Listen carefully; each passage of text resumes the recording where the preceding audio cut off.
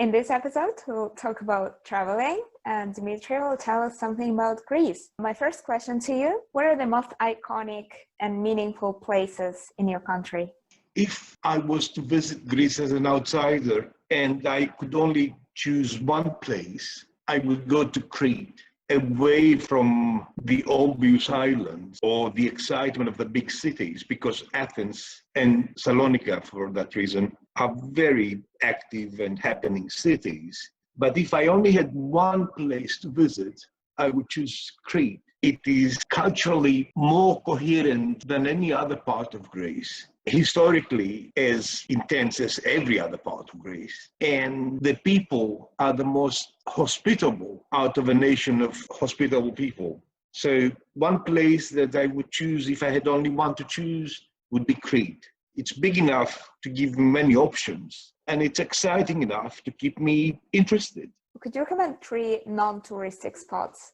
If you go to Crete, you should move away from the obvious tourist occasions and go up to the mountains on a Sunday. On a Sunday? You'll find a village, and if you are in the piazza of the village around 11 after church, you're bound to be invited to their homes. You are a foreigner, you are new in their place, and they would love to share their home, their beautiful food, and their family with you. It's an extraordinary experience. I don't know many places where this still happens in the 21st century. If I were to choose another place outside Crete, I would prefer Salonika, Thessaloniki, the second city, rather than Athens, because it still has an identity which is not a typical Mediterranean rather than a uniquely Greek, whereas Athens has more or less been gentrified in the last 10 or 20 years. Sort of globalized, and as any big city.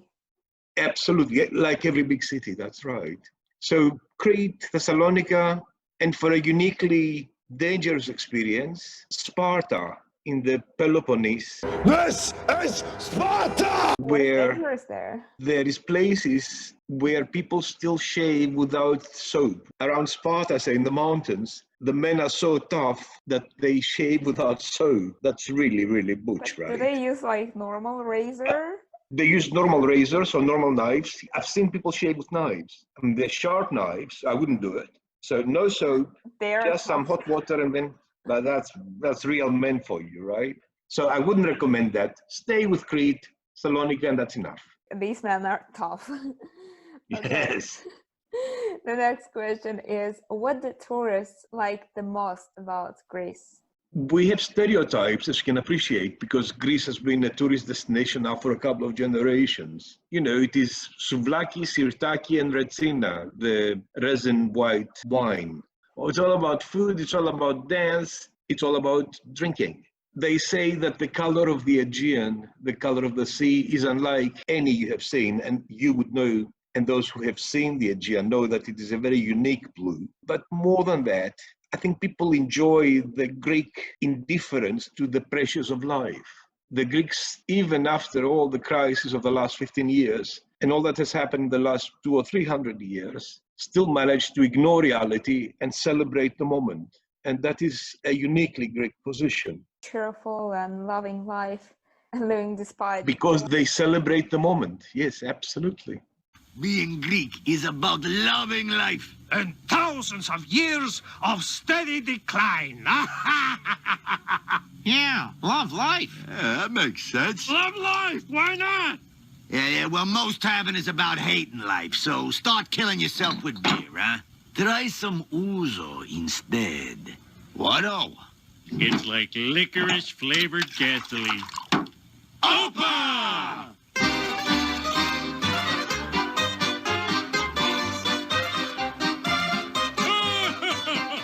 What would shock a tourist when he comes to Greece? There is no privacy in Greece. Everybody minds everybody else's business.